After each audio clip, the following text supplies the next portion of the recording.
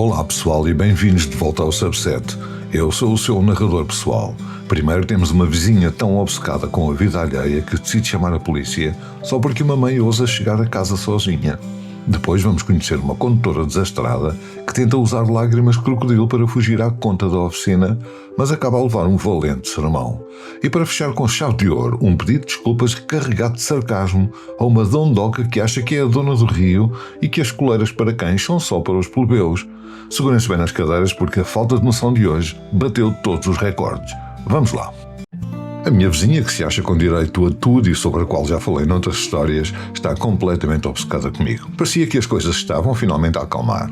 Eu tenho uma daquelas câmaras na campainha e ela já não andava a bater à minha porta com tanta frequência. Dava a sensação que estava a ficar sem energia. Acontece que ontem à noite, eu e o meu filho fomos a uma festa em casa de uns amigos. Estavam lá várias crianças e os anfitriões sugeriram que as crianças que quisessem podiam lá ficar a dormir. Assim que as crianças adormeceram, nós, os adultos, aproveitamos para ir tomar umas bebidas. Acabei por deixar o meu filho e o meu carro na casa desses amigos para ir buscar tudo na manhã seguinte, coisa que, na verdade, eu fiz. Depois da festa, eu fui a pé para casa. Assim que cheguei, fui direta para a cama, mas acabei por ser acordado por uma notificação na câmara da porta. A minha vizinha estava lá fora. Ignorei-a, mas fiquei a observá-la pelo visor do telefone. Ela começou a falar para a câmara, dizendo que sabia perfeitamente que eu estava em casa e ameaçou que, se eu não abrisse a porta, ia chamar a polícia para fazer uma verificação de segurança só porque estranhou eu ter chegado a casa sem o meu filho. Respondi-lhe através do sistema. Expliquei que tinha ficado a dormir na festa e exigi que ela saísse imediatamente da minha entrada. Ainda teve o descaramento de perguntar porque é que o meu filho estava numa festa do pijama uma segunda-feira à noite. Respondi-lhe sem rodeios que isso não era da sua conta e voltei a mandar que saísse da minha propriedade. Mas ela não desistiu e avisou que ia mesmo ligar às autoridades se eu não lhe mostrasse provas que o menino estava bem.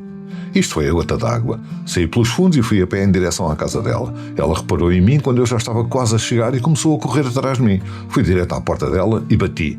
Ela conseguiu chegar à entrada mesmo no momento em que o marido estava a abrir a porta e tentou logo exigir que eu me fosse embora. A ironia da situação. O marido, confuso, perguntou o que estava ali a passar e contei-lhe exatamente o que a esposa dele tinha feito e as ameaças que tinha proferido. O homem perdeu a cabeça. Começou a gritar e a insultá-la, perguntando que tipo de problema é que ela tinha na cabeça e mandou-a entrar em casa. Ela tentou calá-lo, pedindo que falasse mais baixo para que os vizinhos não ouvissem o escândalo, mas ele não deixou por menos.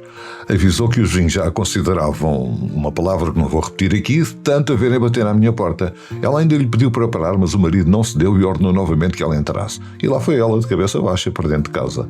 O marido pediu-me imensas desculpas e garantiu que a esposa não voltaria a incomodar-me.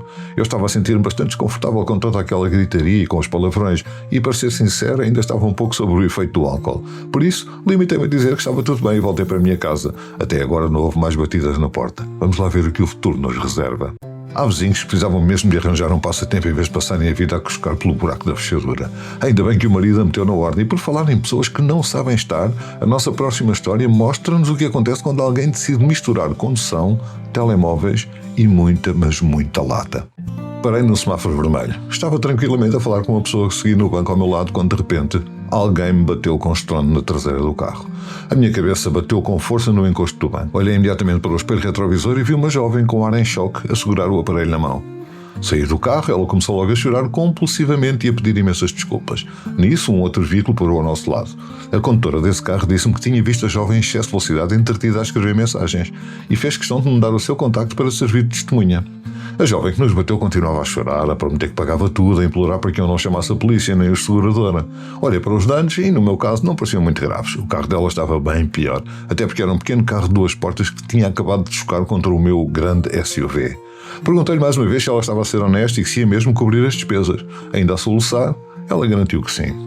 Trocámos os nossos dados e cada uma seguiu o seu caminho. Confesso que aquele choro todo acabou por me comover um pouco e eu acreditei genuinamente que ela estava a ser sincera. Fui a uma oficina pedir um orçamento para a reparação. O valor rondava os $4.000. O meu para-choques inteiro iria ter de ser substituído. Enviei o orçamento à jovem e a resposta dela foi imediata. Avisou logo que não ia pagar aquele valor.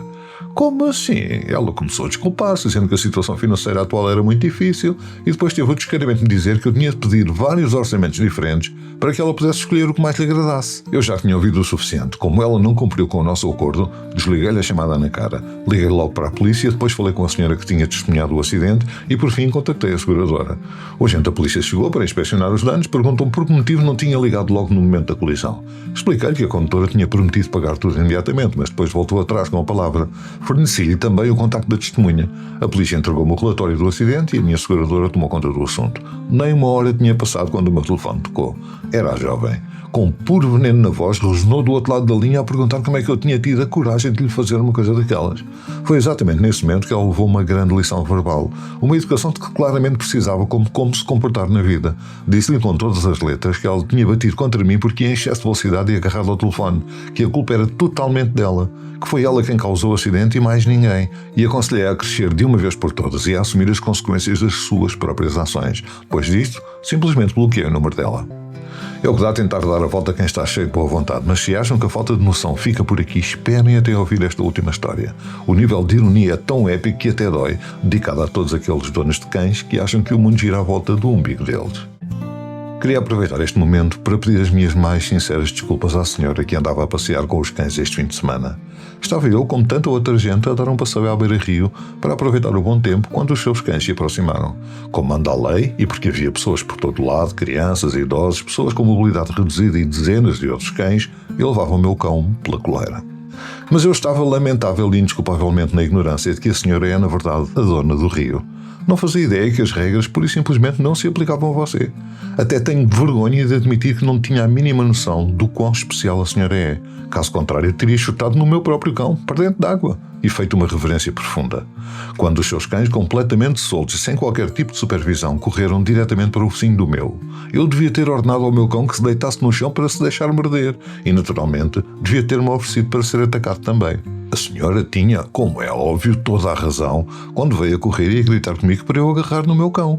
Um cão que, relembro, estava com a coleira posta e apenas sentado a olhar para os seus, visivelmente confuso com a situação. E quando a senhora agarrou nos seus cães e me atirou à cara que se tinha esquecido da coleira, eu obviamente devia ter começado a correr para ir buscar. Fui eu que tive claramente mal ao dizer-lhe que os seus cães é que deviam andar presos. Eu mereci, sem qualquer sombra de dúvida, aquele olhar de nojo e superioridade que você me lançou. Por favor, perdoe-me. Agora que já sei a pessoa excepcional e intocável que a senhora é, estou a aguardar ansiosamente pelo próximo dia de chuva. Tudo para me poder deitar por cima de qualquer poça de lama, só para que Vossa Excelência possa passar sem sujar os sapatos. Que grandíssimo fartote de gente sem noção que tivemos hoje. É cada cromo que até parece mentira. E vocês aí desse lado já tiveram de lidar com vizinhos escovilheiros ou com alguém que tenta dar o dito por não dito depois de fazer a asneira da grossa? Contem tudo aí nos comentários que eu quero saber as vossas cosquices. Já sabem, se gostaram do vídeo não se esqueçam de deixar aquele gosto, partilhar com a malta amiga e subscrever o canal para não perderem pitada nas próximas histórias. Fiquem bem, abranjos!